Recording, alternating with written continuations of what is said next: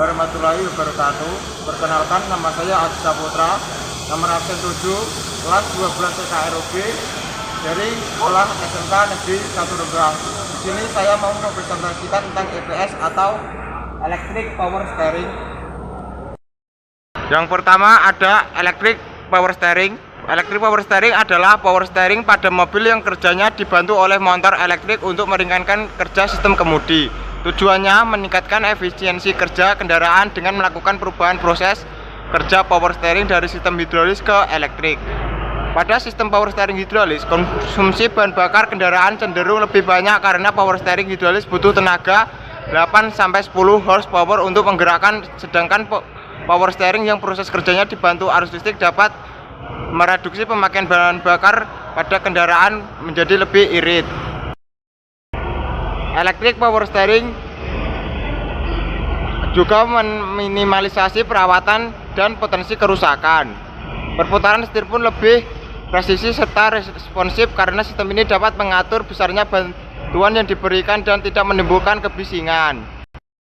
Dan cara kerja Electric Power Steering: saat kunci kontak ke posisi on, kontrol unit power steering memperoleh arus listrik untuk kondisi standby. Seketika itu pula indikator electric power steering pada panel instrumen menyala dan motor elektrik pada batang setir juga pada kondisi standby. Dan kemudian saat setir diputar baik ke kiri atau ke kanan, terkui sensor yang terletak pada steering rack memberi informasi pada kontrol unit power steering. Dengan informasi itu, kontrol unit electric power steering segera mengirim arus listrik sesuai yang dibutuhkan ke motor listrik untuk memutar gigi. Dan begitu, proses memutar setir akan jauh menjadi lebih ringan. Pada saat kecepatan mobil di atas 80 km/jam, motor elektrik pada sistem electric power steering akan dinonaktifkan oleh kontrol unit power steering, sehingga setir menjadi lebih berat. Hal ini untuk meningkatkan safety pada saat pengendaraan kecepatan tinggi. Ada komponen-komponen mekanik dan elektrik.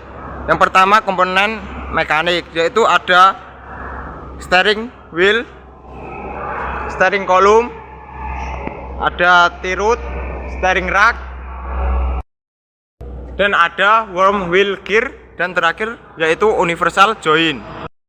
Kemudian ada komponen elektrik.